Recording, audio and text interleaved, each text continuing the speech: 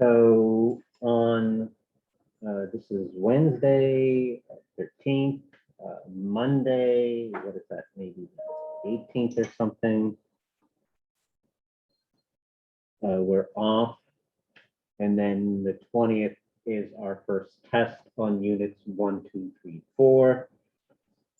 Today's sort of agenda will be the lecture part of unit 6, which is on capacitors and memory.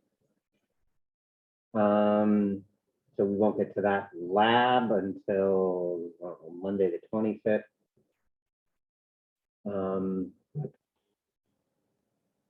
Ask if there are any questions. Do you have any? Yes. You want me to do one? Is that the question? Okay. That's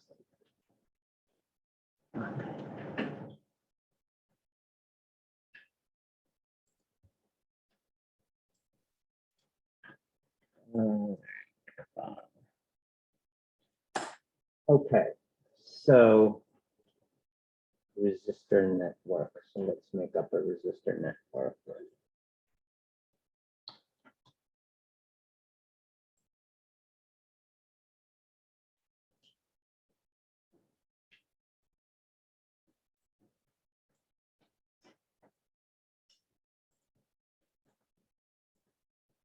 Some battery, some ground, some resistors.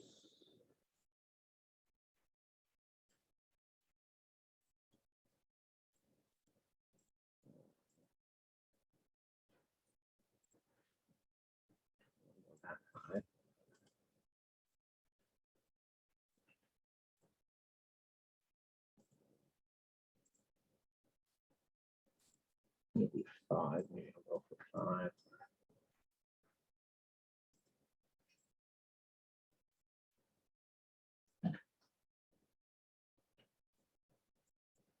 Okay. Usually like 5 or 6. 4 is too few. I don't know, 7 gets to be too many, depending. Okay. What do we want to do?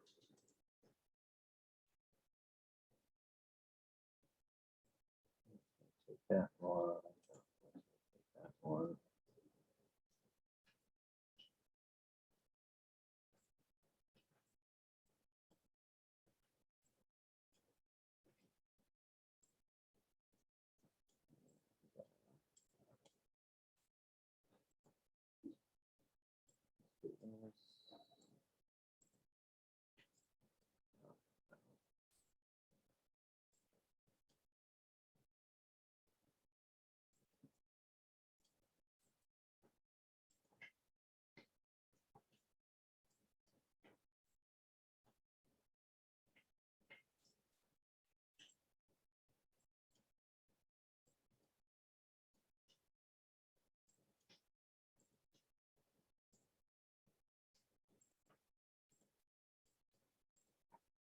If you ever need a junction,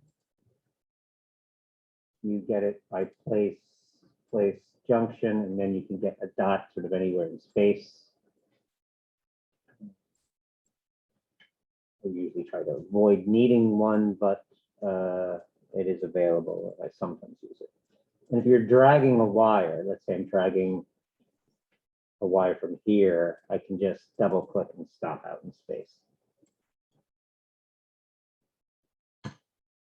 Okay, so here's some resistor. Let's change this to, I don't know, 9 volts instead. Okay.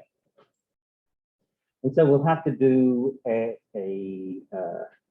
theory and let me bring up we have to figure out some way to do our theory and then also our simulation. Okay. Now I'm at the computer, I can't spell theory. And typing, let me change the font. Okay. So I need, I will give you the resistor network. I'm not going to give you the whole Word document, but I will give you the first page, which will have the resistor network on it. So if you just want to draw arrows on the diagram and say these are in series and those are in parallel and write algebra equations on a piece of paper, that's perfectly fine. So you will be, I'll give you all the printout of the sheet. I will collect it all from you at the end. And you will also email me your document. So if you want to type in the document what your steps were, that's fine. And if you want to put it on a piece of paper, write on a piece of paper, that's fine. All right. So we need to identify what's in series and what is in parallel, and then we'll find the equivalents. So R1 and R2 are connected by wire on both sides, so that makes them parallel. It's not that they are geometrically parallel. That's not what matters. So let me rotate this one and do this. They are still in parallel. I didn't change the way they were connected. I just changed the way they look. Parallel in a circuit means there's a connection of wire on one side, there's a connection of wire on the other side. That's what makes it parallel. Don't be fooled by any, because they're parallel geometrically doesn't mean they're parallel in the circuit. Because they're not parallel geometrically does not mean that they're not parallel in the circuit. It's about connections.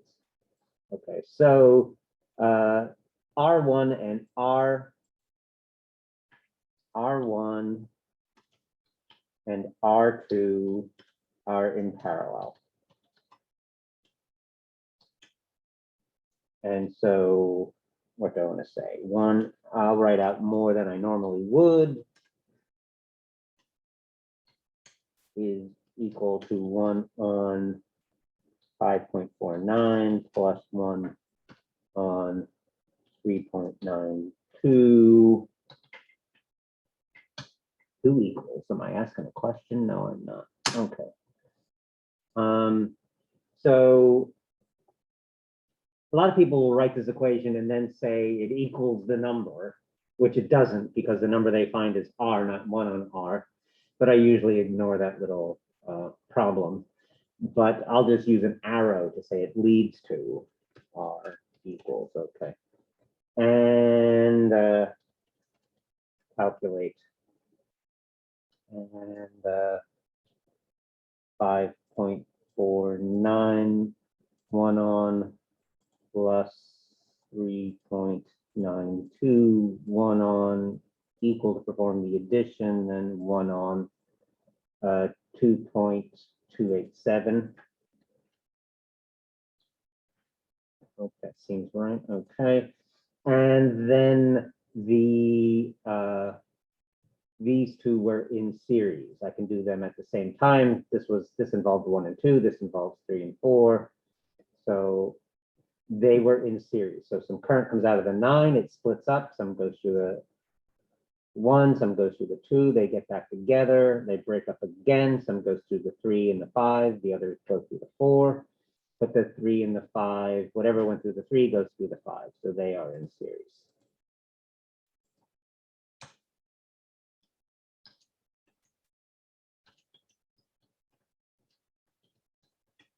And that just adds, so 4.32 plus, I could say, R equals 4.32 plus 1.54. And I'll do this, R equals, so what is that?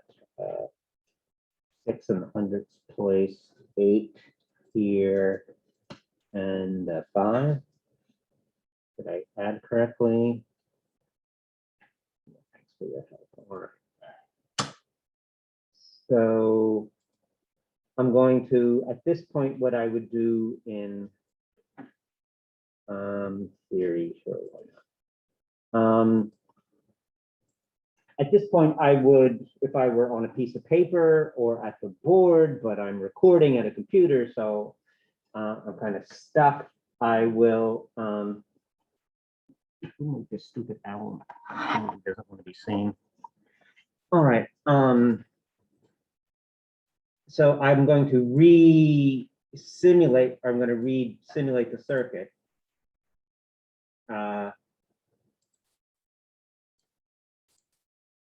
Copy and paste. I wouldn't normally do this. I would just redraw it, but I don't have that luxury when I'm at the computer. Some people will opt to do this technique on the test, and okay, it's allowed. And what I want to do, change its value, properties. I'm changing this to a 2.287. Keep the K, don't lose the K. All hell breaks loose if you're not consistent in your Ks. If you have a mix of K ohms and ohms, it'll mess up. So I'm gonna take this one out. Keep this one and change its property to, what did I say, 5.86. All right, let me put in an ammeter at the beginning to see how much current is coming out of the battery.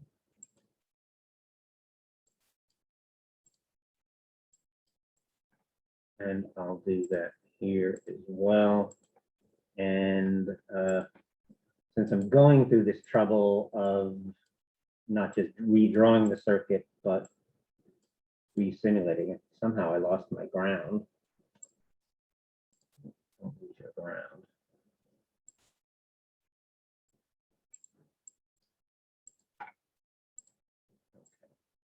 So those two circuits are supposed to be equivalent. So they should have the same current, and they do. Okay. So now what's our next step? We now are down to 3 resistors. These 2 were in parallel. There's a connection of wire on the top of 9 and 10. There's a connection of wire on the bottom of 9 and 10. That connection to be can and will be connected to other things, but what matters is the wire. And so, so the 2.32, it happens to be called R9 and R10 here, but that is just because I was simulating. So I'm just going to say the 2.32 and the 5.86 are in parallel. So I'm going to copy this guy. Copy very well.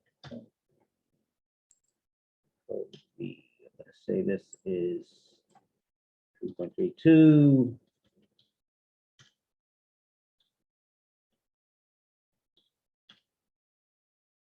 .8. And then what is that? So calculator time, clear 2.32, 1 on plus 5.86, 1 on, perform the addition, 1 on 1.662.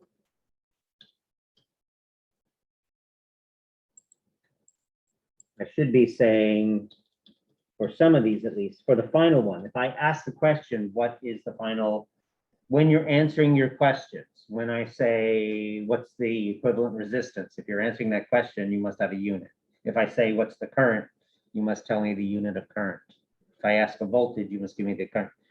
So you don't have to put units on everything for showing all, when you're showing your work, you don't have to give me units at every step.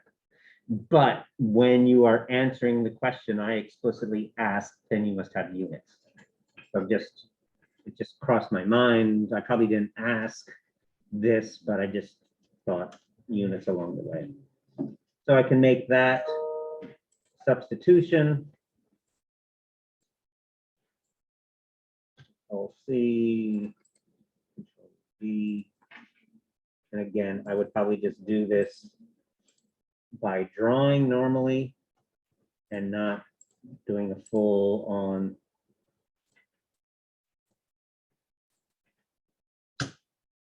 resimulating. This is 1.662 now.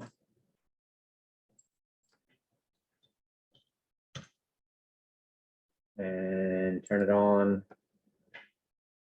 And I'm still getting the same current. And then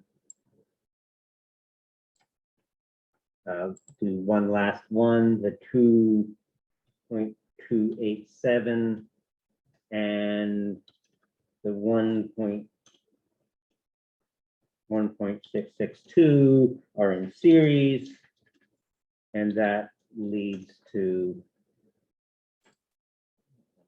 calculate for that, 2.287 plus 1.662, and that's 3.943.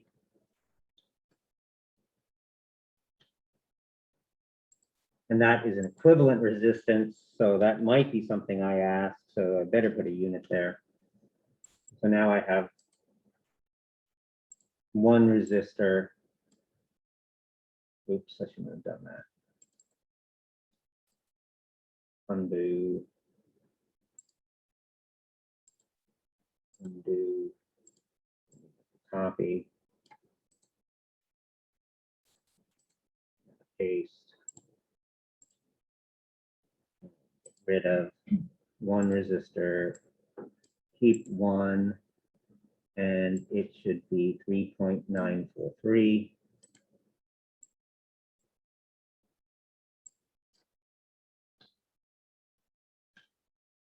What am I saying? Making up numbers. Okay, so that seemed to be consistent. Again, it's a little more time consuming to keep re-simulating the circuit. When I ask you to simulate the circuit, it's the original circuit.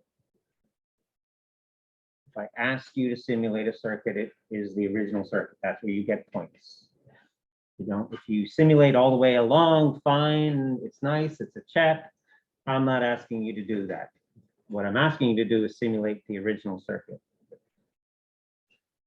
Then I will ask some question about some particular resistor, one or two of them. So pick a resistor for me to ask about. You asked me to do this, so you pick a resistor. Say it again. R3. R3. Okay, so we want to know the voltage and current through R3. So we have to sort of trace back our strategy here. So we know the current here.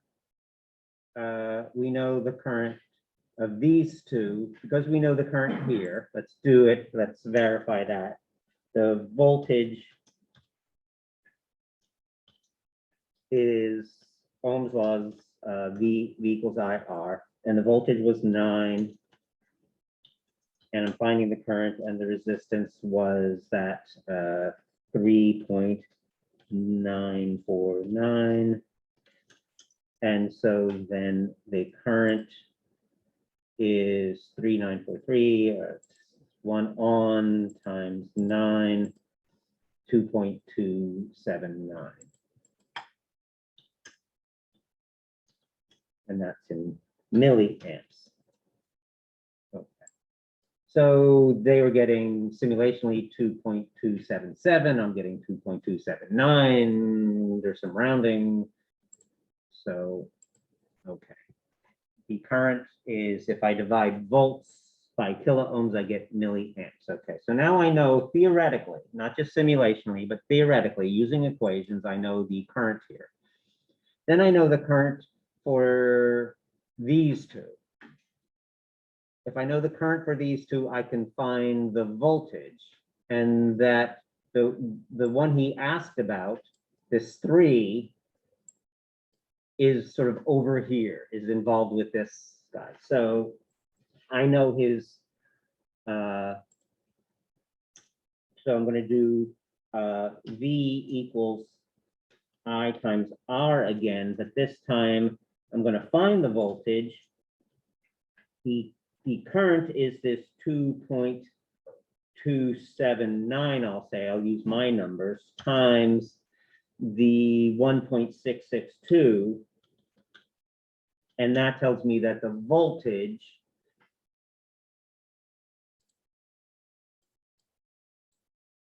is 2.279 times 1.662, 3.788. 3.788. So that should be the voltage here of this 1.662. Now, so I know it's voltage. So I make another step backwards. These two things were in parallel, so I know their voltage. It's that same number, that 3.788. These two things should have the same voltage as each other and as their equivalent. So I know this guy's, I know the 5.86 is voltage. So I know the going backwards, 5.86, I know its voltage is 3.788. So I can find, again, do Ohm's law and find, that should be an equal. The voltage I know is 3.788. And I'm looking this time for current, and I know it's 5.86, and so then I can find the current. So 3.788 divided by 5.86 is 0.646 milliamp. Okay, so that is now the current through here. And then that's the current from here and here. So now I know the current. So now I know current through he asked about the 5.32. He asked the hardest question, blame him.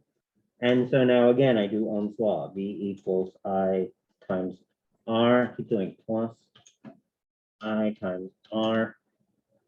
And the voltage I am going to try and find. The current I know is 0.6,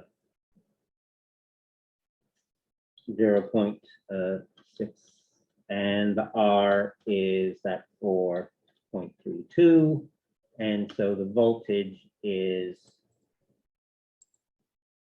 0.646 times 4.32, and that should be 2.79. And then I should go back and actually, in my simulation of the original circuit, put a voltmeter and ammeter that's answering the question that was asked. So I should put a voltmeter across R3 and an ammeter in series with R3. So let me get a voltmeter. Here's a voltmeter to put across, and then I want an ammeter to put in series with it. So I'm going to break this circuit to make my series. So I'm going to put the ammeter in series.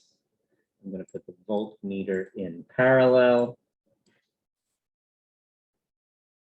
And then I'm going to run the circuit. And there's the 279 voltage, and there's the 646 current. So we got it fully by simulation and fully by equations. So there will be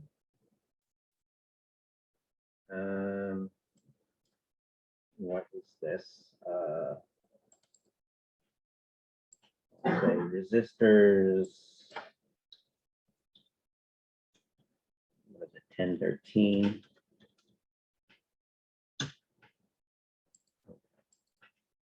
So that's what it will be. There will be these forward steps.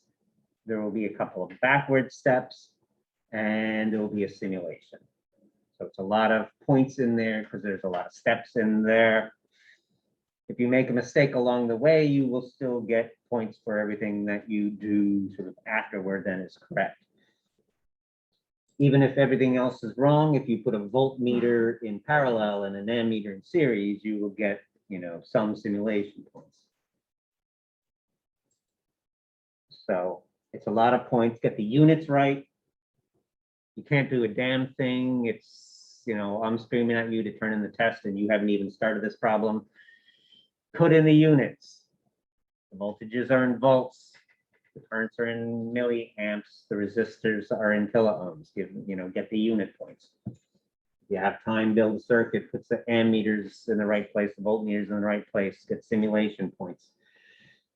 And if you just say these without doing the numbers, you won't get full credit. But if you say these are in series and those are in parallel, if you're right, then I'll give you, you know, partial credit for those things. I will break down my points to say, did you know these two things were in parallel? Did you know those two things were in series?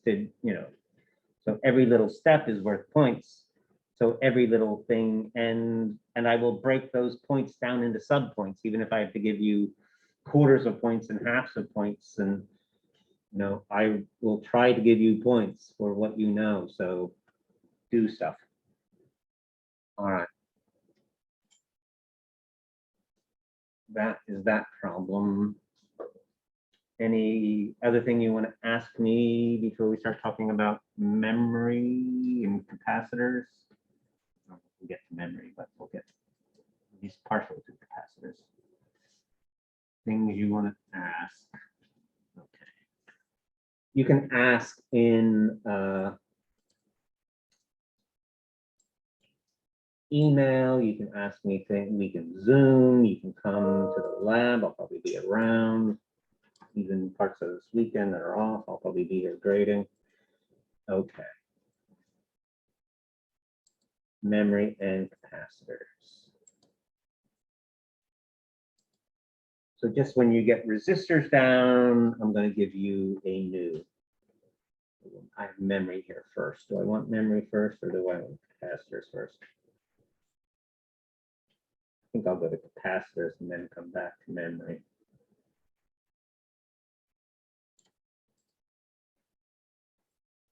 I'll come back to, just remind me if I need to finish this lecture that I need to come back to memory, then I skipped over to capacitors. Okay. So we had this device, this component of a resistor. You put a current through it. It used up some of your voltage. Some current went through it, you know, and so you had some push.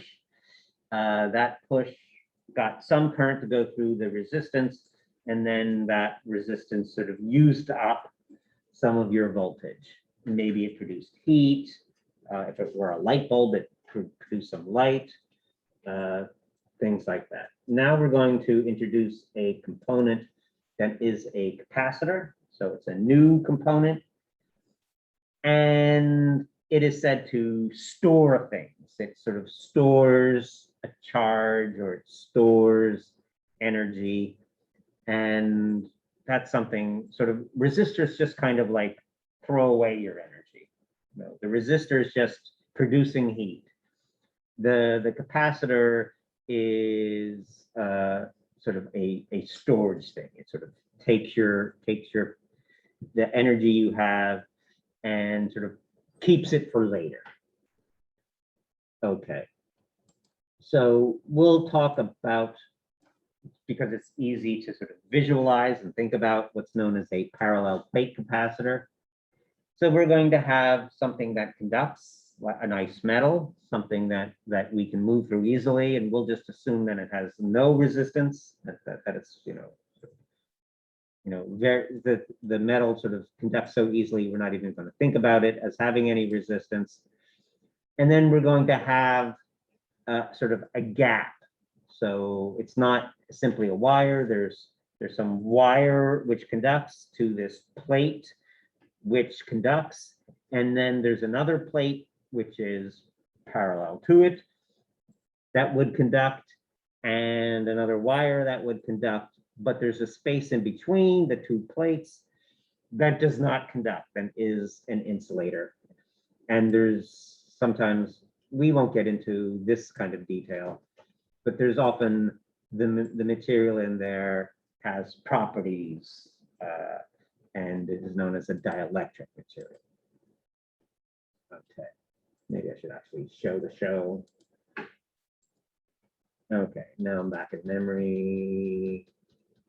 Back to memory, that's mostly vocab. Okay, so here's our picture. We have this black is a conductor, this plate is another conductor, this plate is a conductor, this wire is a conductor. We have somewhere out of the picture a battery. A battery sort of pushes charges around. And so it's pushing a current out onto this wire. And we're gonna use our convention, which is sort of wrong, but it's our convention, that the positive charges are moving. And so we have some positive charges. They come over the wire, they come to this plate, but this is insulating, so they can't get across. So those pluses sort of accumulate on the plate. Okay. Well, positive charges, like charges repel. So those charges don't like to be around each other. They like to be around negative charges. They don't like to be around positive charges. But the positive charges are accumulating because they can't get through the dielectric. But they were pushed into this place by the battery. So the battery was pushing them, and now they're accumulating on this plate. They don't really like it because they don't like to be near each other, and they repel each other. But what does happen is this other plate used to be neutral. When we started off, this plate was neutral, but neutral things are composed of things that have positive and negative charge. So there used to be this neutral thing here. The positive was repelled by this positive, but the negative was attracted. So the positives, so they sort of break up. We had this nice little plus minus couple, and then they broke up, and the plus was pushed away by these positives, but the minuses stayed behind. So we have a current continuing on to close the circuit and go back to the battery, but it's not the same positive charges. So some positive charges came here, got onto the plate, other positive charges left the other plate, leaving negatives behind. And so different positive charges complete the circuit. When we had resistors, we talked about sort of a charge moving through the path. When we have a capacitor, we have one charge comes up to the capacitor plate, and then some other positive charge finishes the journey. So it's not the same charge. Okay, so we have an accumulation of positive charges on this side and negative charges on this side. We're going to talk about a capacitor having a charge. Overall, the capacitor is going to be neutral. But when we talk about the charge on a capacitor, we mean the charge on just one side. And then there's an equal and opposite charge on the other side. But in our equations, when we talk about it, the capacitor having a charge, we just mean the one plate, the one side. Okay. But this can't go on forever. The resistor, you can put the battery into the resistor and the charge flows, and it just keeps flowing and flowing and flowing until the battery runs out. A capacitor is not like that. You put the battery and you connect it to a capacitor, and what does the battery do? The battery pushes charges around. Well, these positives don't like each other, and they start pushing back. And so these positives come out and they accumulate on this plate, but they don't like each other. Like charges repel, and they're closer to each other on the plate than, so this guy is closer to this other positive charge than he is to this negative charge across the way. And so the positives are, the repelling of the positives is winning out over the attraction to the negatives. And so there's a pushback against the battery to say, enough's enough, stop charging me. We're putting all these, we're crowding all these positive charges together. We don't like that, please stop. So there's a voltage, again, pushing a charge is a voltage. And so the battery had a voltage, it had a push, but the capacitor is also going to have a voltage. It's going to sort of push back. Okay. So one of the first things we'll write down is an equation for this. And the battery, the voltage has a size, a voltage. And then the bigger the voltage, the more charge we're going to put on the plate. So the charge that ends up on the plate is going to be proportional to the voltage applied to it. If I get a great big battery with a high voltage, I'm going to get more charge on my plate. Okay. So here is our equation, QVC, the home shopping equation. All right. So Q equals V times C. So there is the amount of charge, again, only that we're talking about the charge on one of the plates. The charge on one plate is equal to the voltage times some proportionality constant known as the capacitance.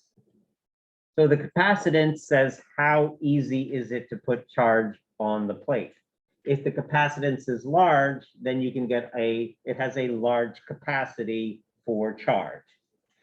So a large C means I can put a lot of charge on it. It will be useful for us to compare this equation to Ohm's law. And so Ohm's law is solved for V. So it is useful to solve this equation for V. And so if I solve Q equals VC and I solve it for V, that's Q on C. So here, again, so we'll start making comparisons and we'll start talking about series and parallel of capacitors, and it'll be useful for us to remember what we know about resistors. And so it'll be useful to have a version of the equation that looks like Ohm's law in that it's solved for voltage. Okay.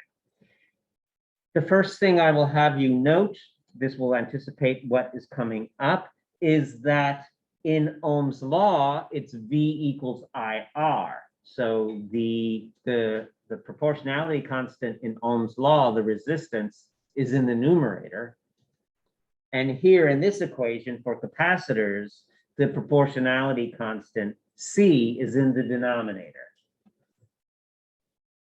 So everything that we know about series and parallel is going to get flipped upside down, and you can see it right here on this slide in that equation at the bottom, V equals Q on C. C is in the denominator as compared to the same, the sort of analogous equation, Ohm's law for resistors. The resistance is in the numerator. This is going to turn everything upside down. Okay.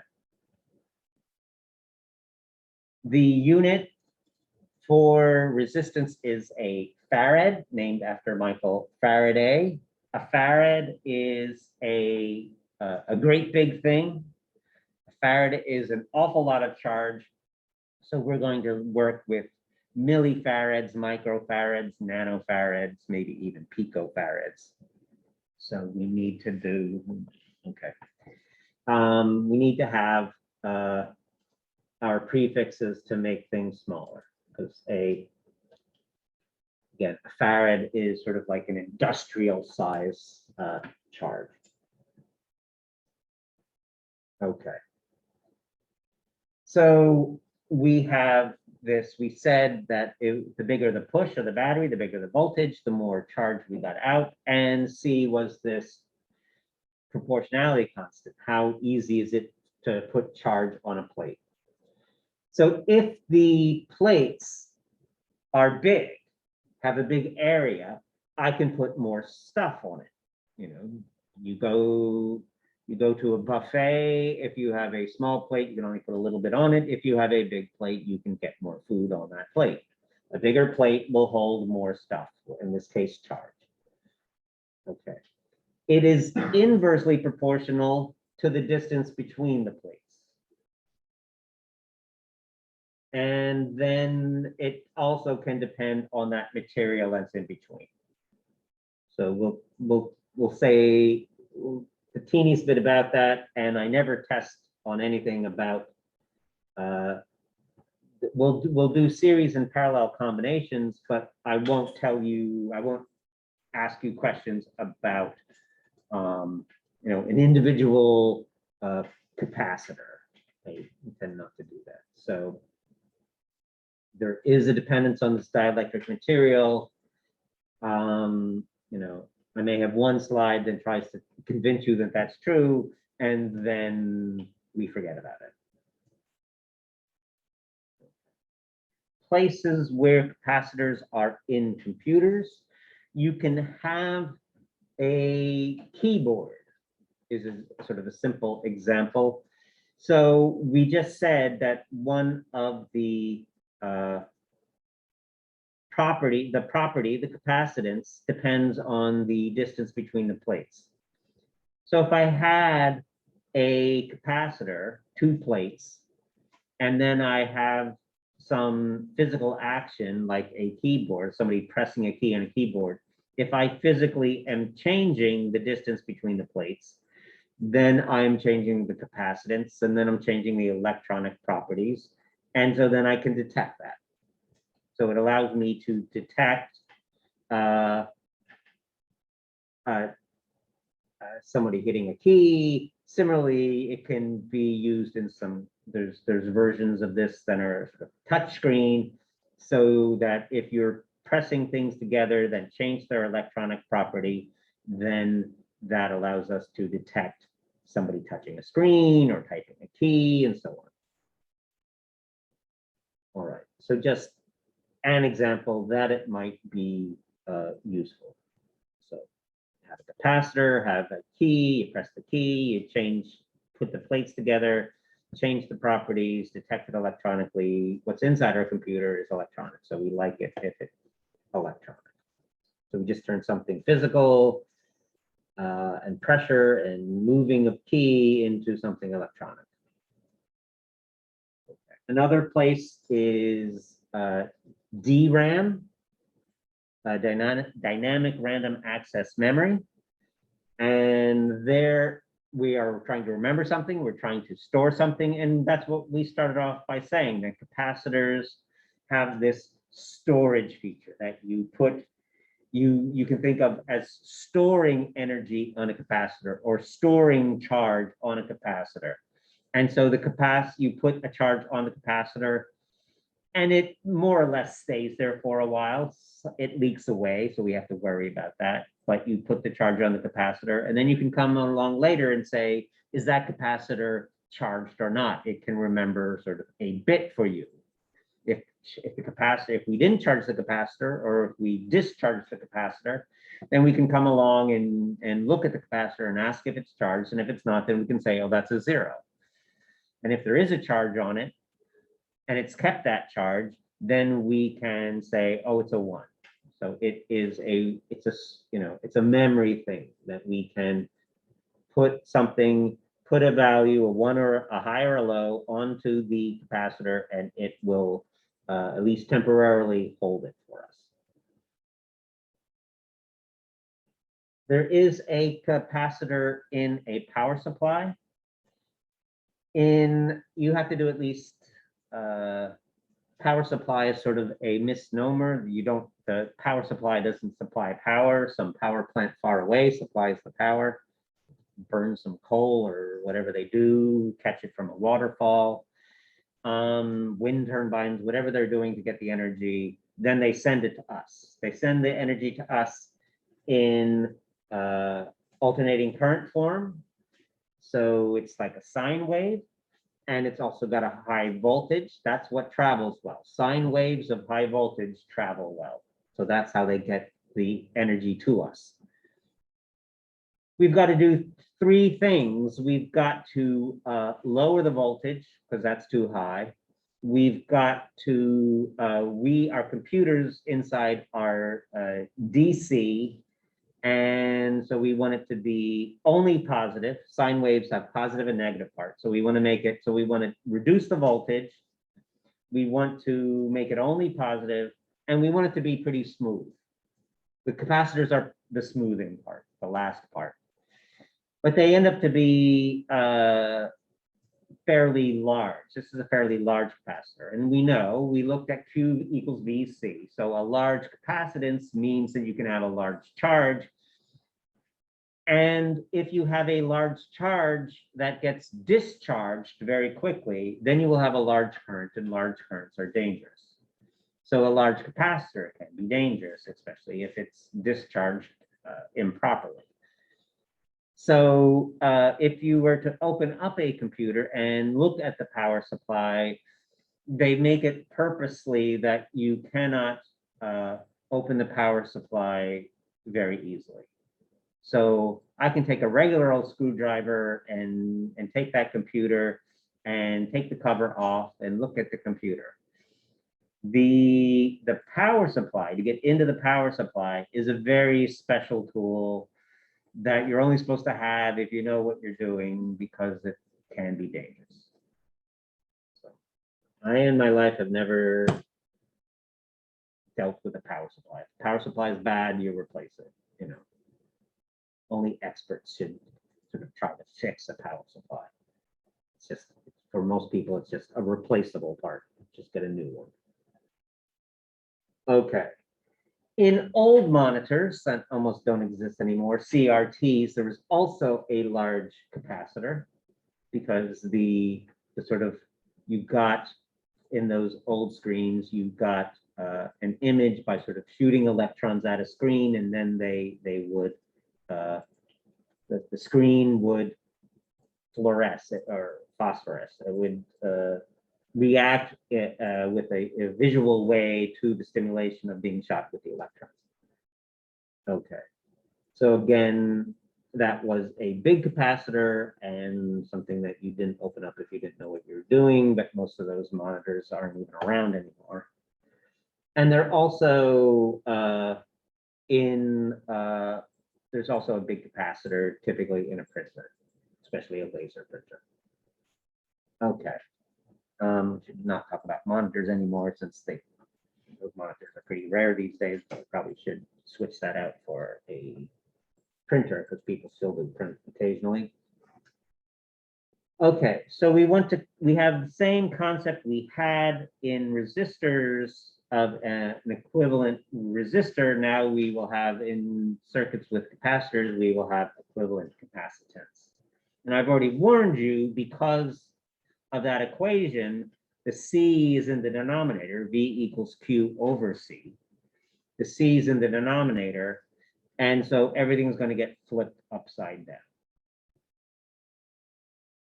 Okay, so let's start with two capacitors in parallel. So I have a voltage, and then I have these two capacitors. They're in parallel. There's a connection of wire on one side, a connection of wire on the other side. That's our definition of parallel, having that wire connection on one side and on the other side.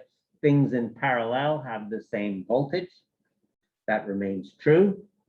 And now it's just capacitors instead. Now we said that the capacitance can depend on the area. And I just want to give you an argument here for half a minute or something, that if I have two plates in parallel, it's like having a bigger area. It's like one capacitor with a bigger area. I have the area of C1 and I have the area of C2, and both of those areas are available to me when this charge comes out, it can go onto area 1 or area 2. And therefore, it's like a bigger area. And the capacitance, the ability to hold the charge, is proportional to the area. So this is going to have a larger capacitance. Capacitors in parallel should be bigger. They should be able to hold more. Okay. All right. So we know we have our equation, QVC, or Q, right now I have a QCV. The individual capacitors obey that equation, being capacitors. And the equivalent capacitor will involve a similar equation, because it's supposed to be itself a capacitor. The charge divvies up. Part of the charge goes on to 1, part of the charge goes on to 2.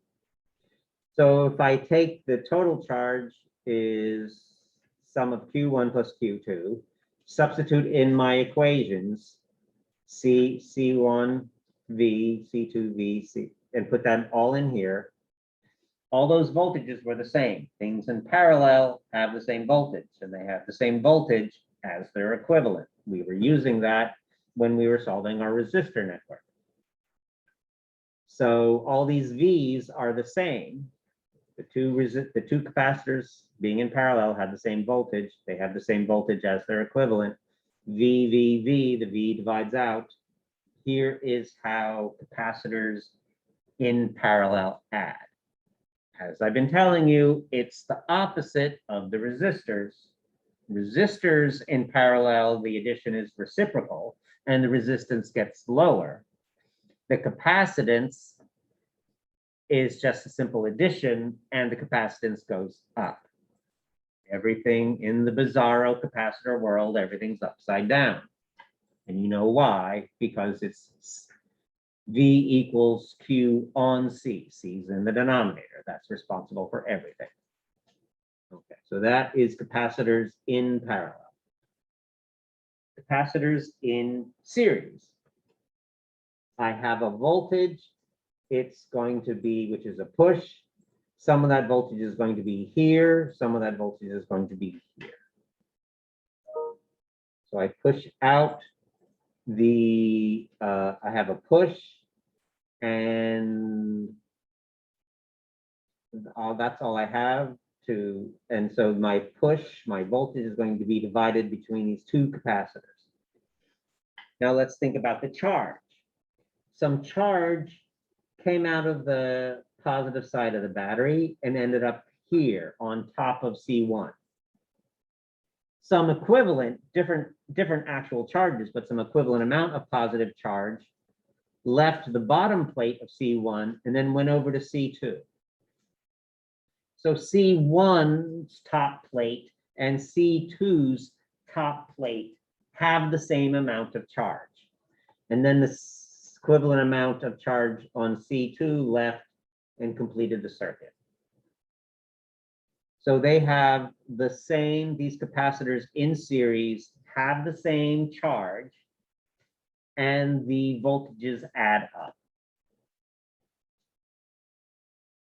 So here's the voltages adding up. V, the total voltage is V1 plus V2. I'm taking, they're all capacitors, so I'm taking the QVC law, solving it for voltage and putting that in here. So here's the total charge divided by the equivalent capacitance, the charge on capacitor 1 divided by C1, and the charge on capacitor 2 divided by C2. But all those charges were the same. The charge that left the battery, the charge that will be on the equivalent, ended up all on C1. Then that equivalent amount of charge left the bottom of C1 and ended up on C2. So the charge on C1 and the charge on C2 and the charge when we replace it by an equivalent, those are all the same. So all these Q's are the same. So we can factor out the Q, and then, you know, I need to have something in the denominator, so it's a 1. So here is my, when capacitors are in series, the equivalent capacitance is obtained by using this reciprocal.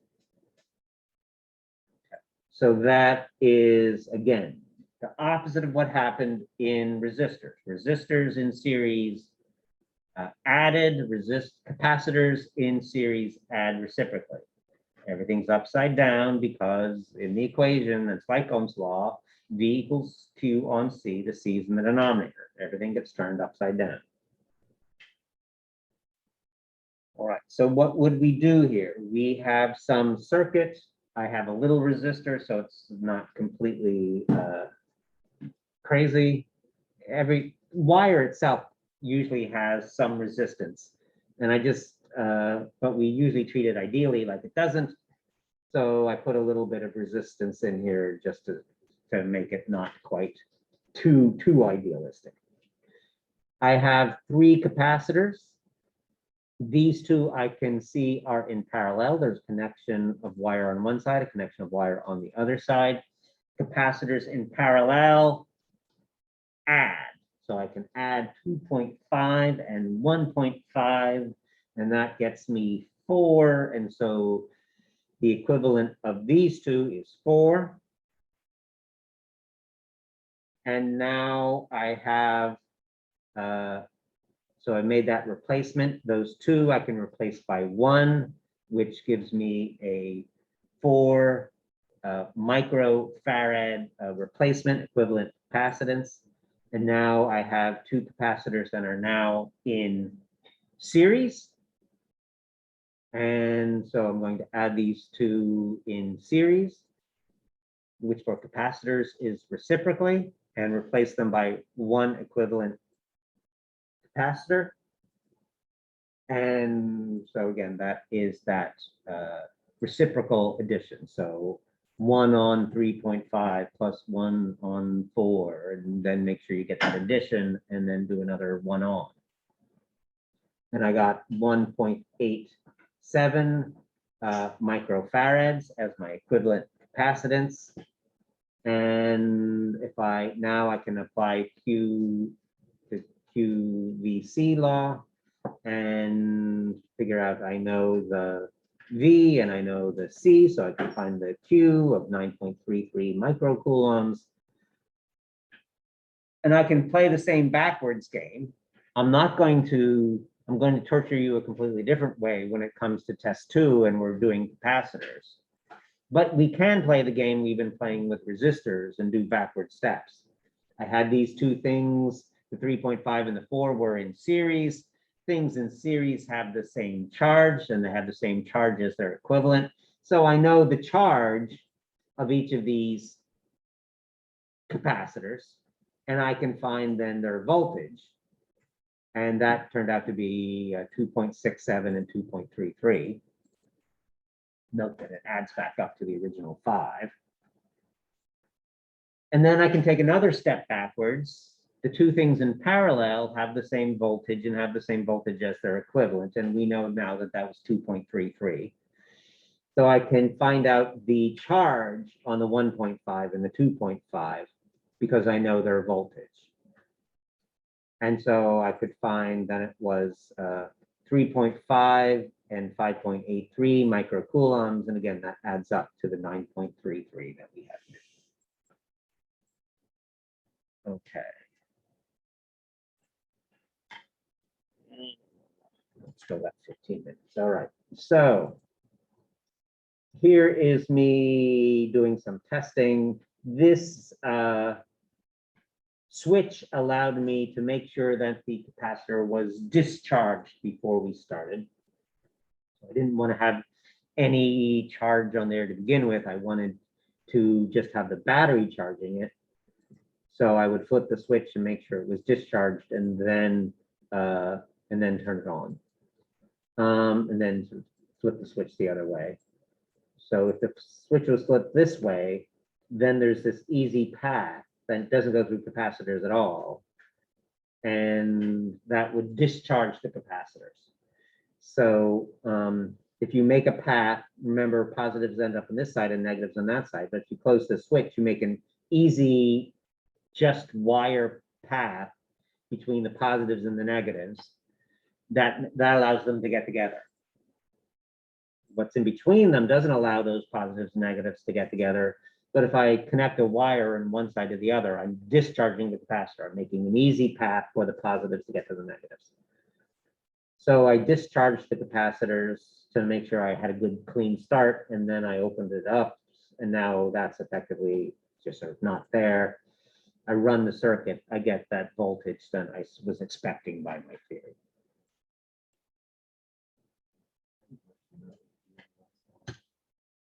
How can you measure the voltage without You do mess them up. And it won't be clear here in the circuit with the battery in it, because to get any reading off to your voltmeter, a little bit of charge will have to come off the capacitor and go through the voltmeter.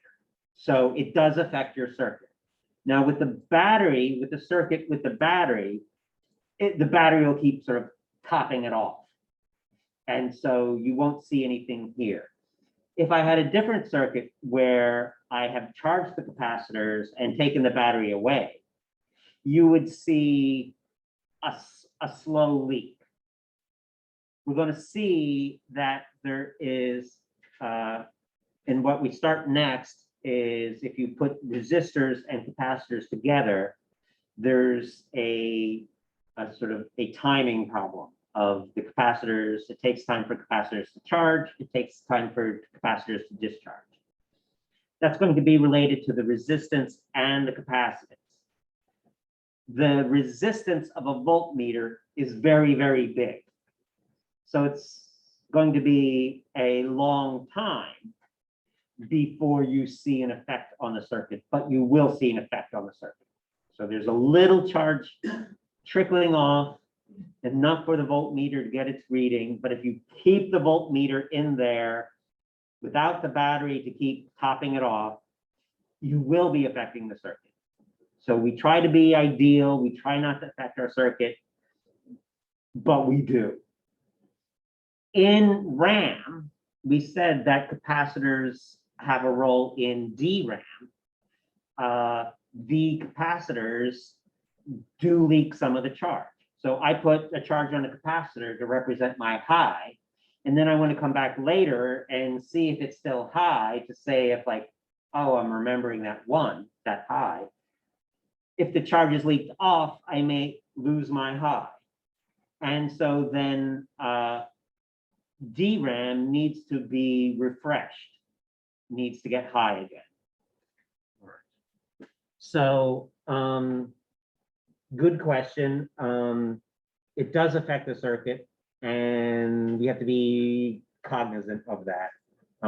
If we measure quickly, the effect is small. We don't care because we are in a digital world, and it just has to stay high enough or low enough, high enough to be high or low enough to be low. And if we lose a little bit of charge, we don't care. But we have to make sure that we don't lose enough charge to move into no man's land or for the high to become a low. Okay. So this is me telling you about the switches, which I think I already did. If the,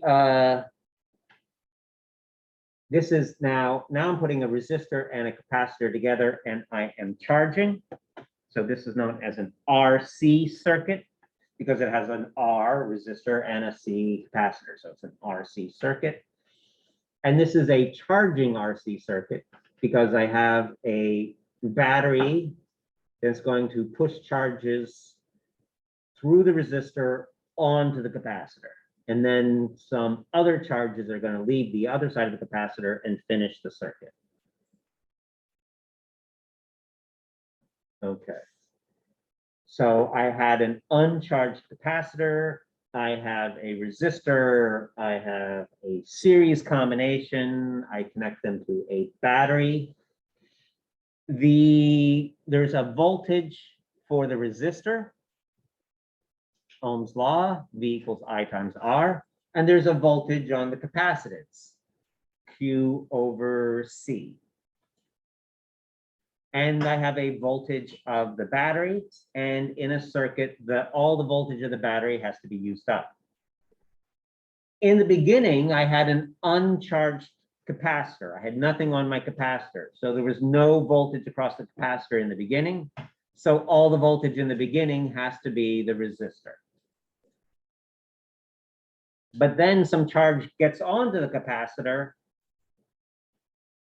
and now some of the voltage is taken up by the capacitor, less of the voltage is taken by the resistor, and so the current's going to go down.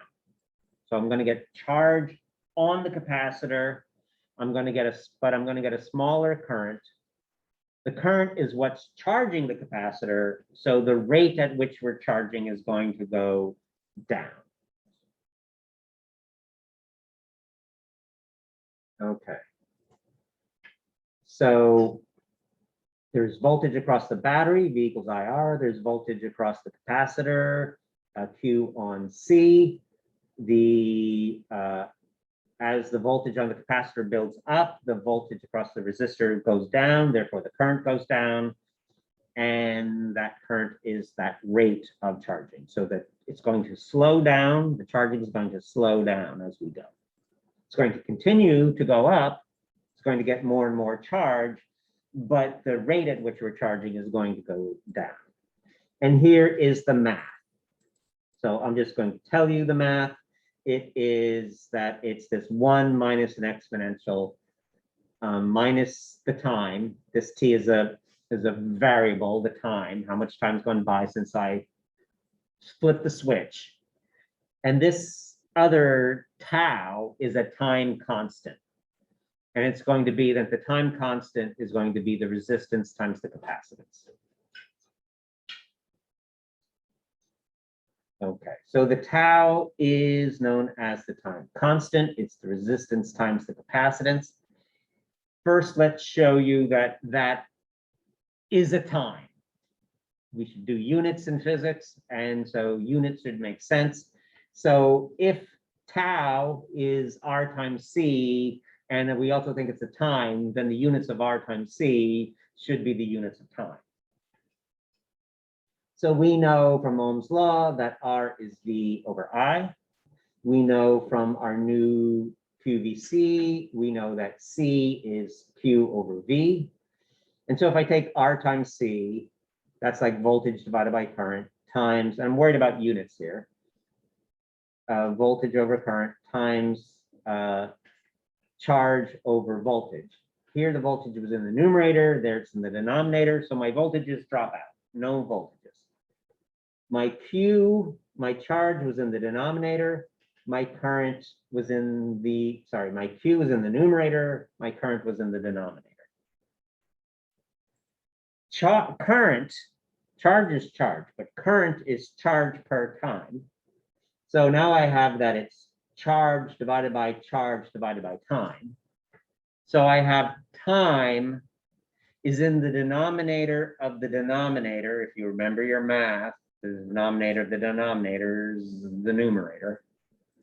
And so I have two Q's, two charges then cancel, and I'm left with time in the numerator.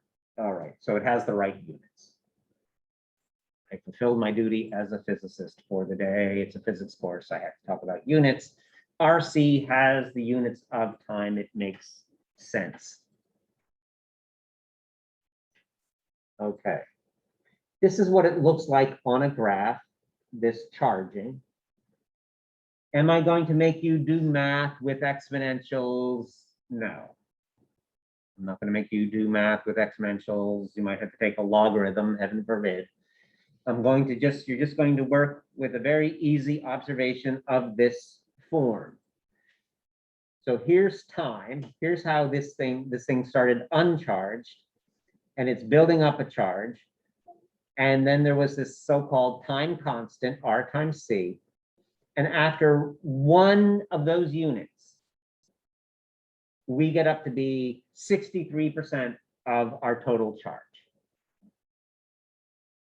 And that's what we're going to work with. We're going to say, we're going to sort of do some simulation, and we're going to say, what did we go up to? What's 63% of that? What time was it at 63%? That's also the theory we have, is the theory is the time constant is R times C. So we have a theory for the time constant, it's R times C. And then we know that it's also the time to get to 63% of where you would finally end up if you let it go. That's what we'll do. So we won't do any logarithms or any awful math. We'll just remember 63%. But our charge, or for us, our voltage is going to be time dependent. So we're going to have to give up our voltmeters and move to what's called an oscilloscope. So we're going to have a time dependent voltmeter known as an oscilloscope. So we're going to have to measure, we'll be measuring not charge, but voltage. We'll be measuring voltage as a function of time using an oscilloscope. So 3-4 minutes, okay. The voltage does the same as the charge, and that's what we'll actually be looking at. If you let it go for a long time, I'll call that the saturation voltage. It's usually the voltage of your battery. The time constant is this R times C. It is when we get up to 63% of the saturation voltage. That's what we'll look for simulationally. We saw that RC have the right units. Now let's make some additional sense of that. So I am putting charge on a capacitor. Let's do the analogy. I am filling up a bathtub. If I have a large resistance, I get a small current. It's like I have a small faucet. So if the resistance is high, then I have a small faucet, only a little bit of water is going to come out, and it's going to take me a long time to fill up the tub. So the time is proportional to the resistance. A high resistance, a smaller current, more time to get the charges onto the plate. The capacitance is the size of the tub. If I have a big tub, then it's going to take me longer to fill it. If I have a lot of room to put charge on, then it's going to take a lot of time for me to put all the charges than I can onto that plate, just because there's more room on the bigger plate. So that is our explanation of R times C, that it makes sense. And I'll stop at discharging. So let me make myself a note. I need to do unit 6. I need to do discharging, and I didn't talk about memory. Okay. So we need to do a little catching up when we're back, but the first thing when we're back is the test. So let me stop sharing.